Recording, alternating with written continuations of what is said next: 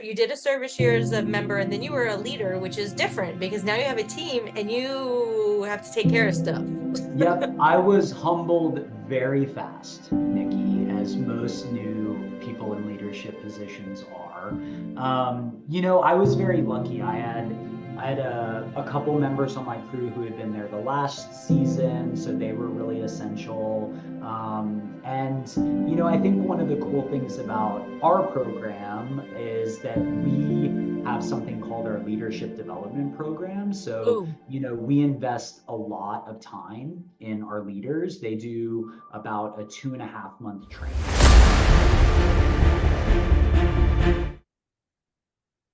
Lo and behold, we were able to find another AmeriCorps alum, and a very special one, because this AmeriCorps alumni is actually recruiting for AmeriCorps positions right now to fill opportunities that he served when he was an AmeriCorps member. And this is part of the recruitment extravaganza here on the AmeriCorps podcast, AmeriCorps Connections podcast.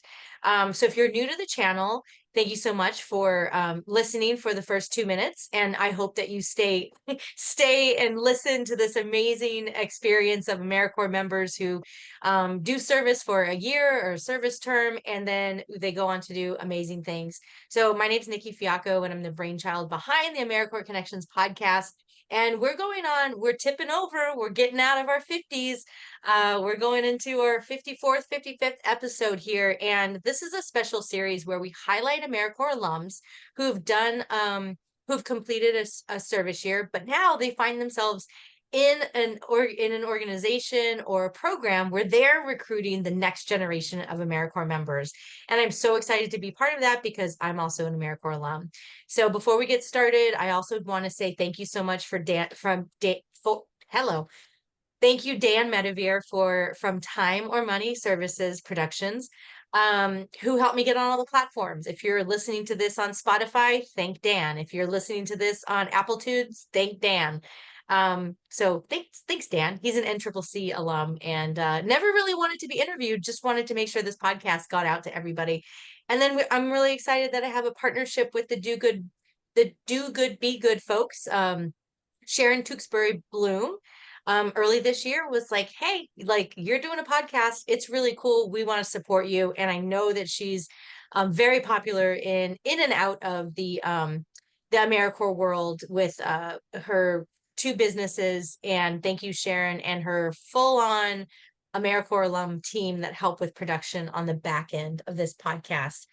We're 1.3 million AmeriCorps alums strong. We are a loud voice. We could be a loud voice. We could be powerhouses, and there's no reason why we should have programs that are searching for positions, searching for people to serve, because just go back and listen all the way to episode 1. This program changes people's lives, and it puts you in a trajectory that you could not imagine, and introduces you to opportunities and people that will change your life. And I'm really excited to have this conversation with Caleb today because I have a feeling he might have a similar story. So Caleb served and is working for the Montana Conservation Corps, and we have somebody in common, and we'll mention her right now. And I'll link to her video at the end of this as well. Sharon Stober, who's quite a superstar, also served in the program, and she was a guest on the AmeriCorps Connections podcast. We met at a conference like a long, long time ago. So I reached out to her and I was like, girl, you need to be on this podcast. That was episode 40, if you're listening to it in the podcast.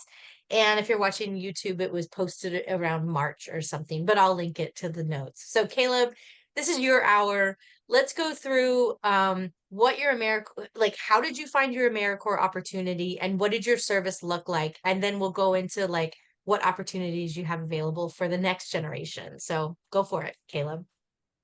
Awesome. Thanks, Nikki. Really, really glad to be here. Appreciate the opportunity.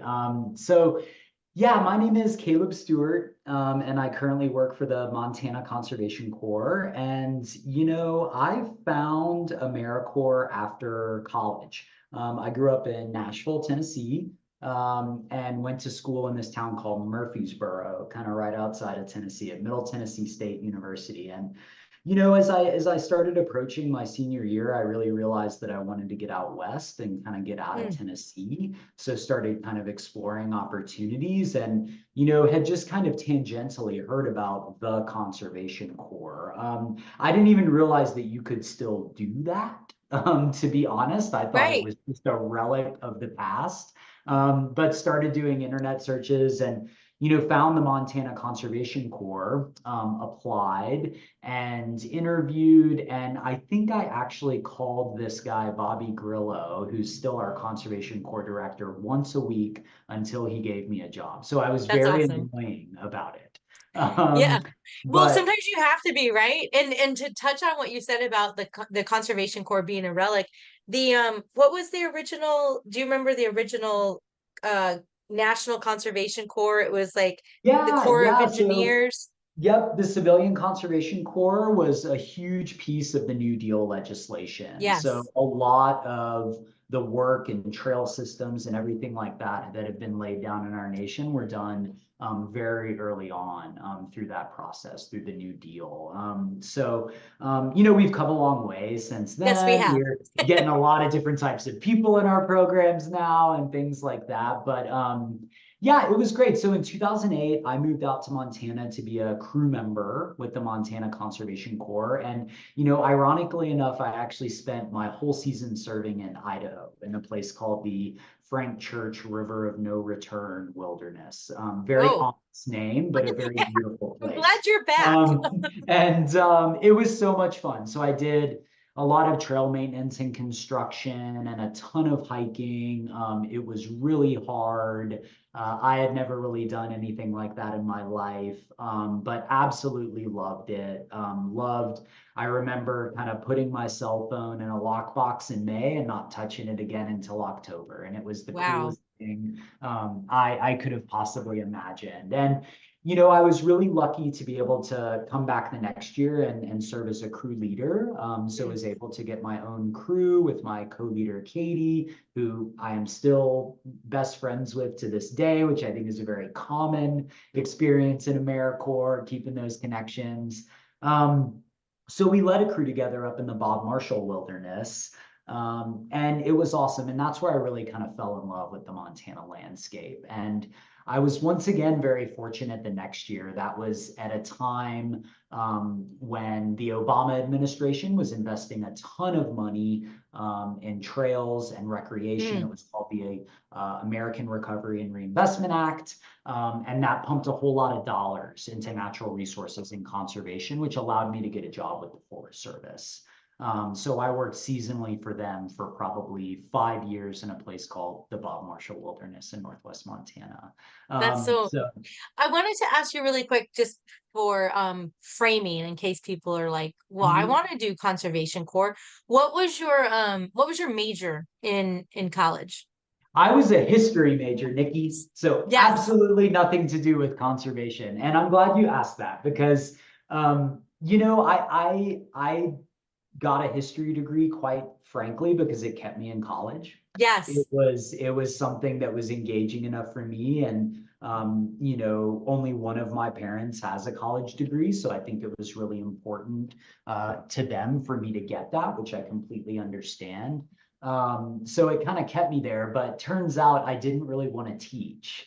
Yeah. So it was a great prerequisite for swinging steel out Yeah, west. when I went back to school, I went back to school in my 30s, my early 30s. I remember sitting around a fire one time and one night, and everybody was talking about their college experience, and I was like, well, I want a college experience. And I was like, I'm going back to school. But I was going to do the same thing, just get a history degree because like it was interesting. I liked history in high school. It was kind Mhm. of fun.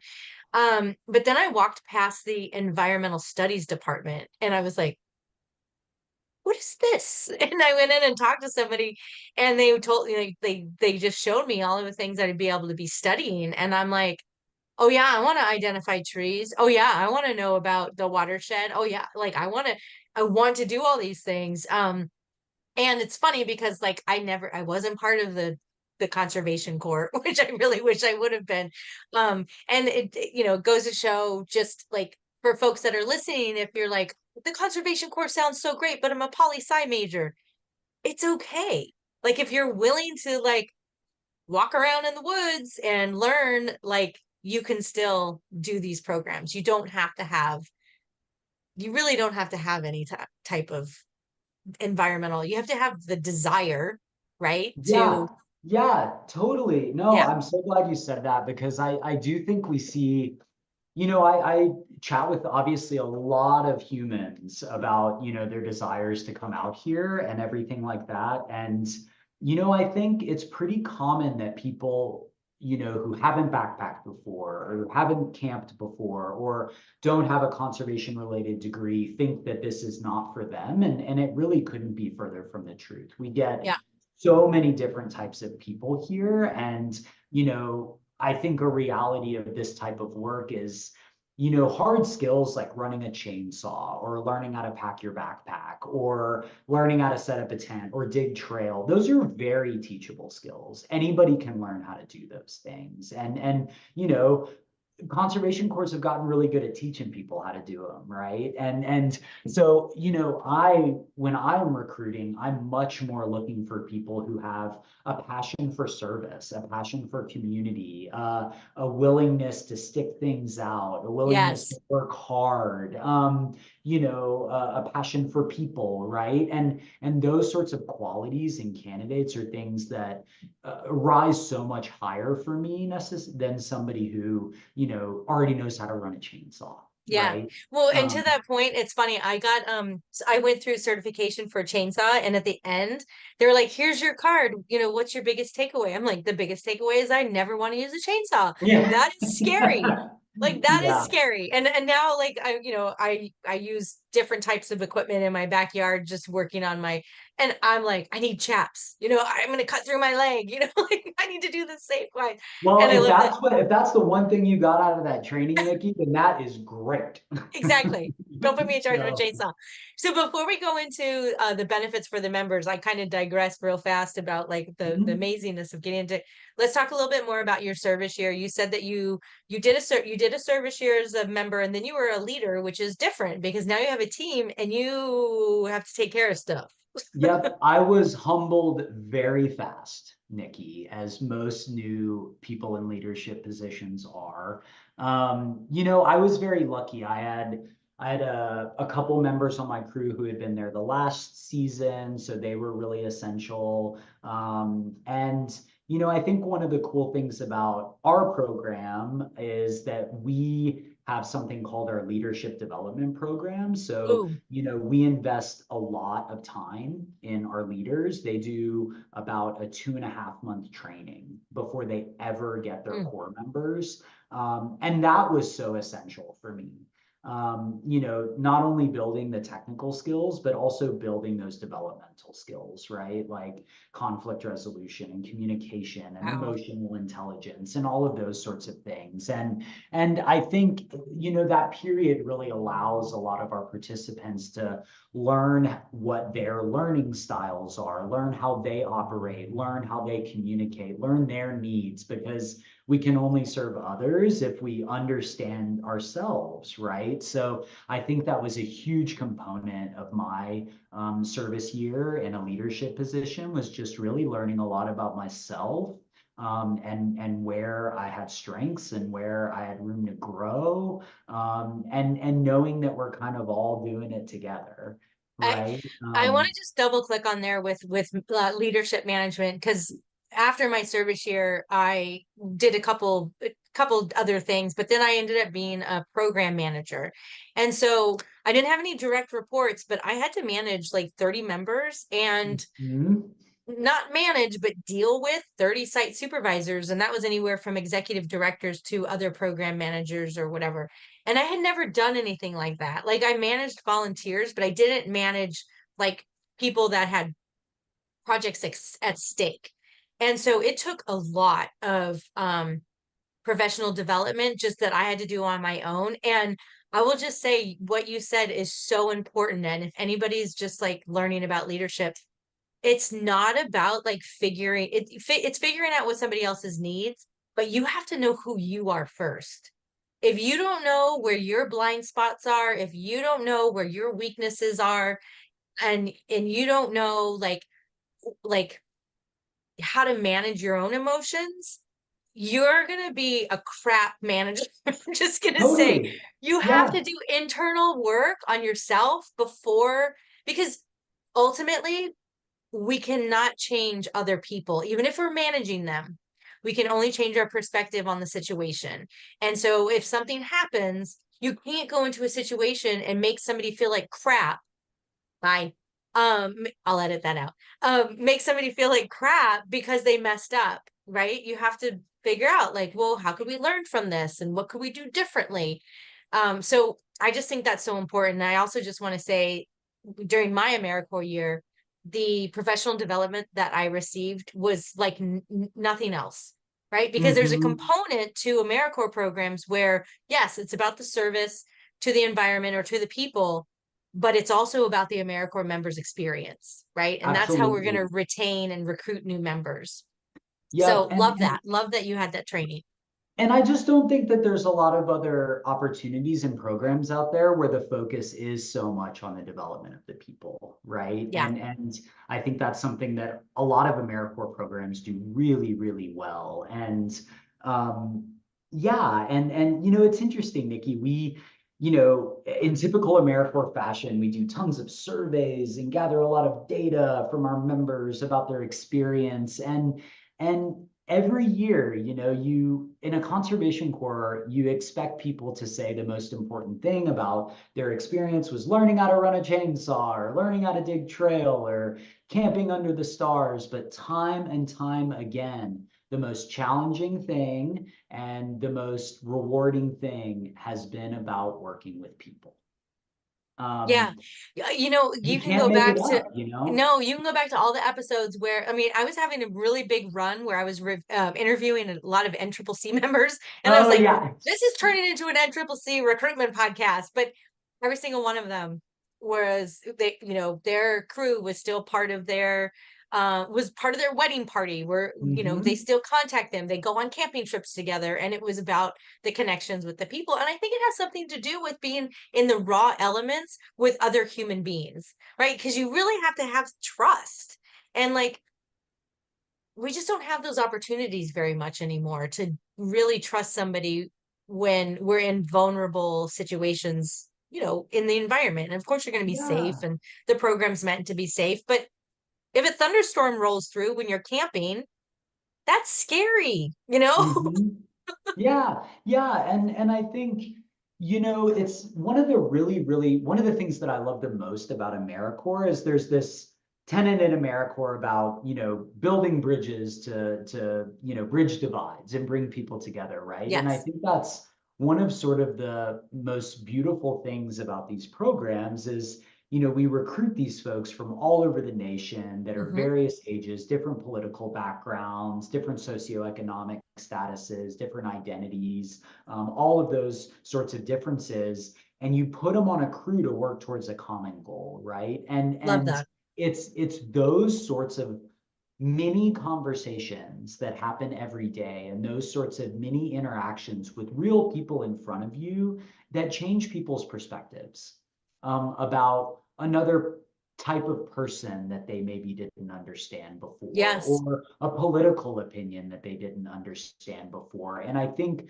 we see that in action with our crews every day. I mean, we put, these crews of folks from all over the nation on these, tiny ranches in eastern Montana to build artificial beaver dams with an old school fifth generation rancher, and they're all working together, and it's just such a cool thing. And I see that happening in our organization and think, gosh, this is just such a great example for what should be happening And it's such widely, a, Yes, and it's such a reason why when you become a director of a program or a program manager, it's so hard to leave because you're like, Yeah, this is so great. Like, I who's the next know. cohort? And oh, let's see what's gonna happen and what are they gonna do and everything.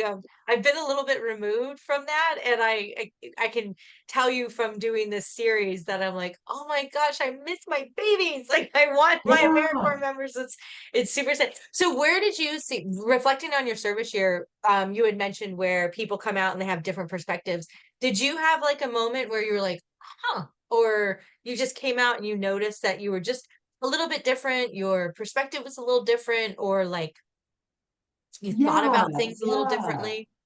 I think for me, I think I went in to my AmeriCorps service with the idea that I just want to be in the woods. I just want You to just play want in to the be, woods. I want to be in oh, the woods. I just okay, like want to play in the backcountry. I want to camp. I want to hike. And if Montana Conservation Corps gives me the opportunity to do that, and I got to do trail work in order to make that happen, that's what I'll do. okay. Right. And I think that coming out, it ended up just being about so much more than that. Right. That's so It cool. gave me just a targeted goal about what I really wanted to do and opened up doors that I didn't really think were possible, right? I mean, I did not grow up doing this stuff. I grew up in the suburbs of Nashville, camping for us was, the developed campground where wildlife watching was the raccoons on the dumpster, magnetic tent fans, like the whole nine Yes, yards, like sleeping yeah. with cotton sheets, Blow that's up, kind of blow up my thing. mattresses with sheets. Yeah. Exactly. So, I think that it was so cool to me that someone like me could come out, learn all these skills. In the Forest Service, I learned how to ride a horse and pack mules. I never Wow. thought that that was something that I could ever be capable of, right? And so, yeah, for sure. I think for me, it was a pretty transformational experience, and I think for a lot of people it is, and that's really awesome. And for folks who are listening, I also think that that's a lot of pressure to put on Mm. participants to have like this transformational Yeah, experience that's a in good point. AmeriCorps. Hmm. And some people are going to have that. And for other people that come through our programs, it's just a cool thing that they did. And that's okay too, Yeah. right? And so I think just like having an open mind about any sort of experience that you're going to have, and know that no matter who you are, you're going to get something out of it. It'd be hard not to. I'm really glad that you pointed that out because I get so overwhelmed and excited where I'm like, oh, everybody has a different perspective and they come out as they're a different person. And I've talked to members and I've actually tried to get some folks on the podcast where I'm like, let's talk about your AmeriCorps year. And they're like, it was just a year that I did, and now I'm just kind of moving on to other things. And I think that's Totally. important to understand too. And I appreciate that perspective of not putting the pressure on yourself of like, I'm gonna, I'm gonna sell everything and go to a conservation corps and Right. serve for a And year and everything's find going to myself. change Yeah, forever. And it's like, exactly. well, it might, Yeah. but it also might not. And that's okay too. Yeah. Put your stuff in storage. Don't get rid of all Right. of it. Right. Maybe don't sell it quite yet. Yeah. Yeah. That's so great. Is there anything else that you want to reflect on for your service here? Anybody that stands out to you, or any project or any challenge that you had to overcome? And then we can move on to like what you're recruiting for now and stuff. Yeah, yeah. I mean, I think a huge piece for me in my service term was just learning a lot about commitment, to be Mm, honest. And I think I don't think anybody should uh, do things that make them unhappy, or stay in roles where they yeah, don't I see feel what you're saying. supported, and things like that. But I do think that there is a piece that I was out there and I had to walk the miles. I had to cut the tree, and I had to get to the trailhead, and there wasn't a choice. Even if I woke up and I didn't really want to do it that day. And believe me, anybody who's thinking about joining a conservation corps, if you don't think about quitting at least once during that service term, that's wild, right? And part of like the skill sets and the growth is learning how to want to quit, but then sticking with it. right? Oh, And I that's so think good. and I think those are the skills that these programs are helping to provide, because some of the best growth and some of the most beautiful nuggets of wisdom and all of those things come from sticking with something when it gets uncomfortable and hard. Yeah. Um, Yeah. and that And is, yeah. there's not that many opportunities in our life to do that. And I will say probably now more than ever, it's, I'm going to say a controversial thing, but it's almost like, well, okay, we get it. It's hard. It's too hard for you. Like, let's just step back. I'm like, and when do you, because resilience is a muscle. Resilience is one of my favorite books, and anybody that has ever worked with me knows, and I gave it to all my kids. It's called The Obstacle is the Way. And it's a Stoic philosophy. That's not the whole quote, but it's based off of when you're going through struggle, go towards the struggle. And that is Mhm. your lesson. And when you get to the other side of it, you will have learned something. You will either be stronger, you will have learned something. And that was like a perspective that I gave when I was a program manager and also director of an AmeriCorps program. A lot of times, not a lot of times, sometimes an AmeriCorps member wouldn't be a right fit, or the site supervisor kind of checked out, because it's a lot of responsibility to support an AmeriCorps member. And sometimes people just don't have enough bandwidth for it. And I'm like, Mhm. okay, you still have 6 months left in your service year. I highly encourage you to finish your service year. And I highly encourage you to study your site supervisor and study your office and realize how you don't want to treat people and what kind of environment you never ever want to work in again. Because you'll find out that that's more beneficial than having, not more beneficial, but that's going to be just as beneficial as having a wonderful experience. Because you'll Totally. know the flags, you'll be like, nope, not doing this, and you got to learn from it. So I love that you wanting to quit but sticking with it, and that's where we get the lessons. Oh, so Yeah. good. So good. Yeah, yeah. Resiliency is something that I love that part about resiliency as a muscle, and I think that that is so true, and it's something that is really hard to develop, Yes.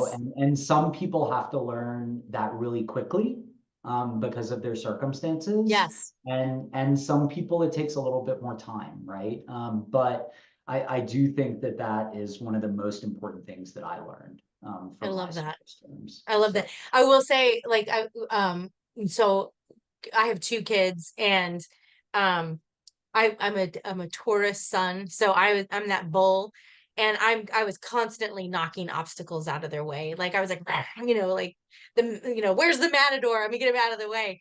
But what I've learned too is that, like, they're gonna have to feel a little bit of pain for them to be able to mhm. go into this world and function and make the decisions for themselves of what feels right. So love that. That is like so good. Okay. You're recruiting for opportunities now. What are Yeah, they? Where are they? Let's go. Sell awesome. it. Yeah, so I think, big picture, the way to think about the Montana Conservation Corps is probably in like four different program opportunities. So, we have our field programs. So those are what you would think of as traditional Conservation Corps crews. So 6 people going out in the woods, 9 days at a time, swinging steel, camping, the whole 9 yards. So right now we're recruiting for fall crew members, to serve from August 5th through October 23rd.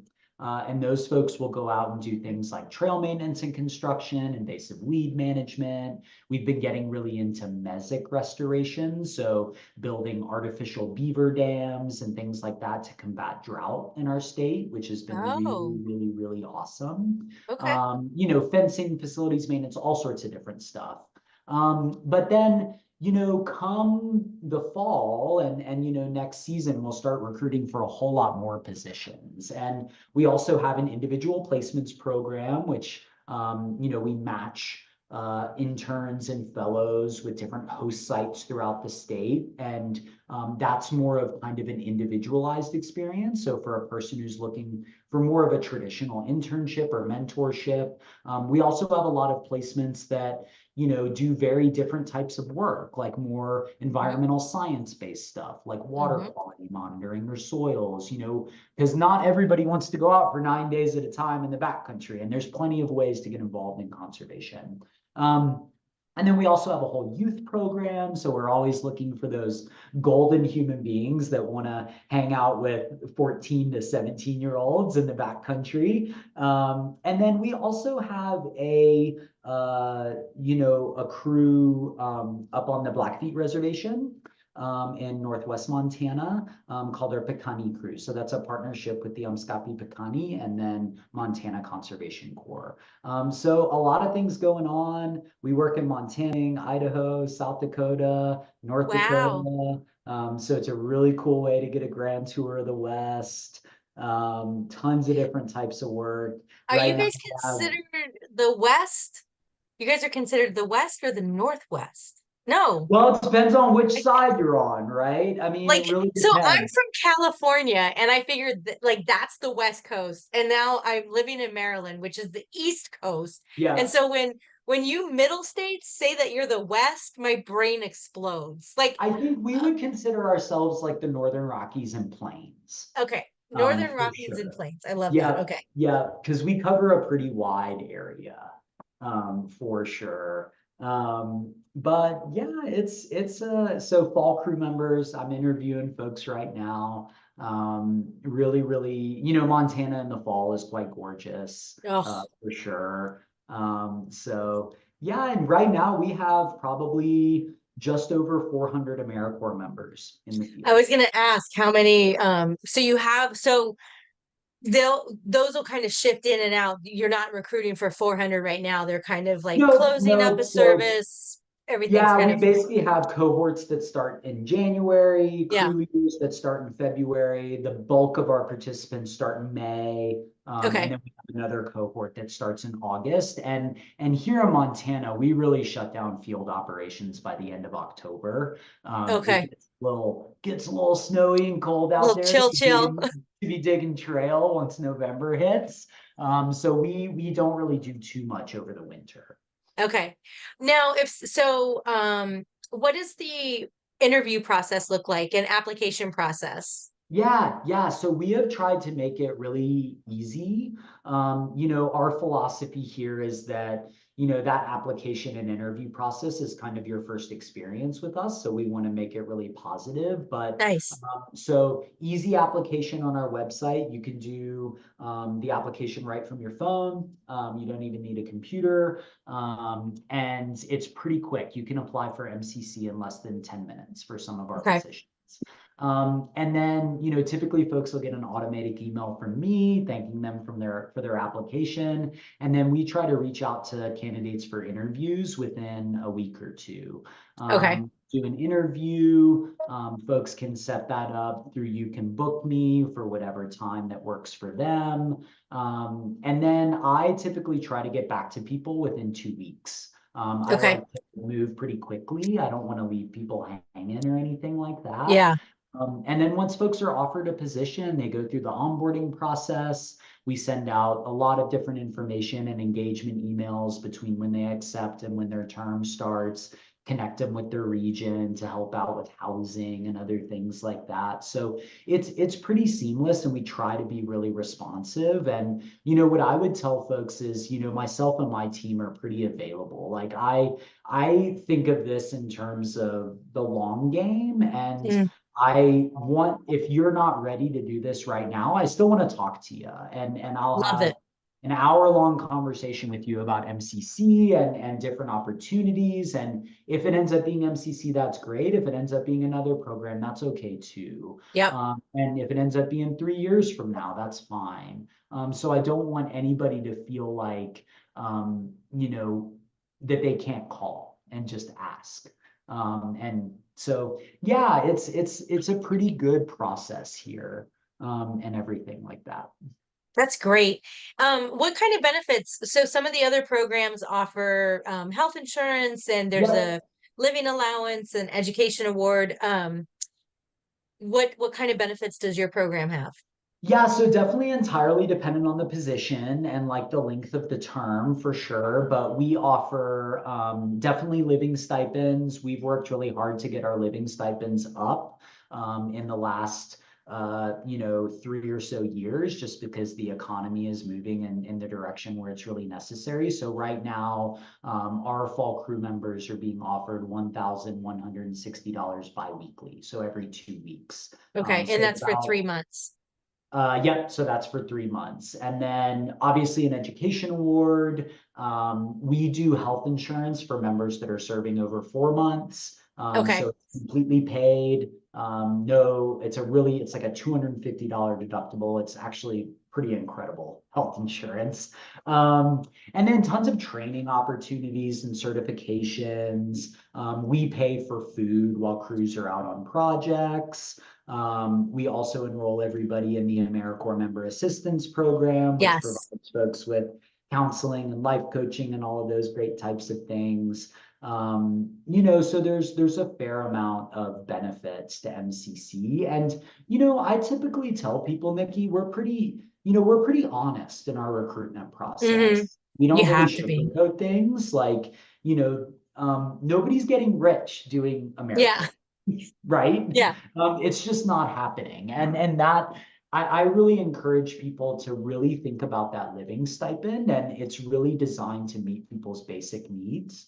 Um, so what I tell folks is to take a hard look at their finances, things that can get folks in tricky situations, or, expensive car payments, medical. Hmm. Maybe a person has to send money back home to help support family members, things like that. And that's okay. But I really want people to take time to think about if that package is going to be enough for them, and whatever their individual needs are, because it's not for everybody, and that's okay.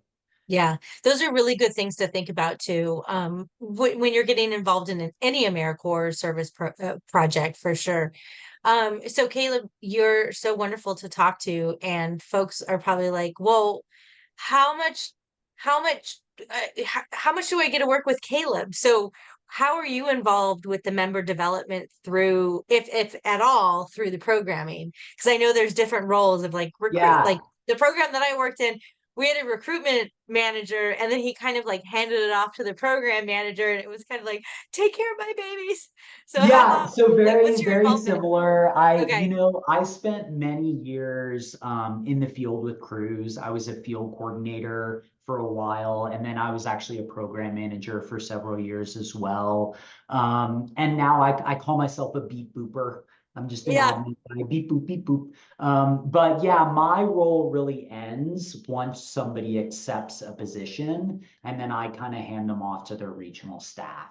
Hmm. And then they're kind of just wrapped in the warm and fuzzy MCC blanket, and they go from there. I do try to get out and visit crews as much as I can, Yeah, especially over the summer, and I really try to be a resource for alumni as well, because I that's am important. pretty big on, it doesn't end once you graduate from AmeriCorps and MCC. We still want to be a resource for people, and it's part of my goal. I want people to stay in Montana and take those natural resource jobs and take the skills that they learned at MCC and apply them to, their federal agencies or their state agencies, and sort of spread that AmeriCorps vibe.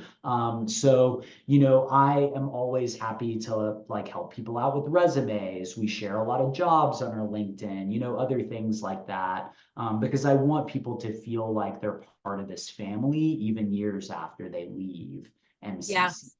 Well, I mean, you're speaking to the heart of this podcast. Like, I'm Yeah. like, it's so funny how all 54 people that I've interviewed, and others that just haven't been on the recordings yet, that I'm like, you're my friend. Like, like we were talking about it before we hit record, how I had a situation happening at work, and I actually reached out to Shannon, as Shannon Stober, and I was like, how do I how do I deal with this? And she was more than happy to help Hmm. me work through things. And so it's true. Like, one of the biggest missions that I have is just with this little tiny podcast is build a build a community of AmeriCorps alum that are willing to do just the things that you talked about. Like maybe somebody will take a look at your resume. Maybe somebody knows somebody that might have a position that you're interested in or talk to you about Totally. something. So I love that you're open to that. And I think it's super important as folks look for AmeriCorps opportunities to think about, okay, what are the wraparound services that come with this program? And Exactly. um, Yep. yeah, I think you've demonstrated it perfectly for Montana Conservation Corps. You mentioned LinkedIn. Can they find you on, is it just Montana Yep. Conservation Corps? Yep. Folks can find Montana Cool. Conservation Corps on all the things. We're on LinkedIn, Facebook, Instagram. They can also go to our website, mtcorps.org. And yeah, I am, like I said, I'm very available. So folks are, definitely reach out to me on any of those platforms. We can set up a time to chat. And like I said, even if you're thinking about MCC 5 years from now or whatever it is. We've been around since the early 90s and we're not going anywhere. Love that. So we'll be Love here. that. Well, thank you so much for your time and for sharing your experience, your knowledge. And I know we went down a couple rabbit holes. And folks, I don't prepare these guests for these random questions that I ask them. So you're getting like raw material here. But Caleb, the program sounds amazing, and I can just imagine how beautiful the nights are and serving out in Montana. And even if you're not like a ground crew, just being out in that environment and in the Northern Rocky Plains. That sounds right to me. I love that. Yeah, yeah, the Northern Rockies and the plains. And Yes. yeah, I mean, the easiest way I describe it, just for people to know our range, is the skinny part of Idaho, the Idaho Panhandle, all the way over to the Black Hills of South Dakota, Love that. Glacier National Park, all the way down to Grand Teton and everything in between. That's perfect. That's a perfect visual. Maybe I'll find a map and be able to stick it in to the YouTube. Thank you so much, Caleb, and thank you all for listening to the AmeriCorps Connections podcast. This is part of the recruitment extravaganza, and hopefully we will have, well, not hopefully, I know we'll have another member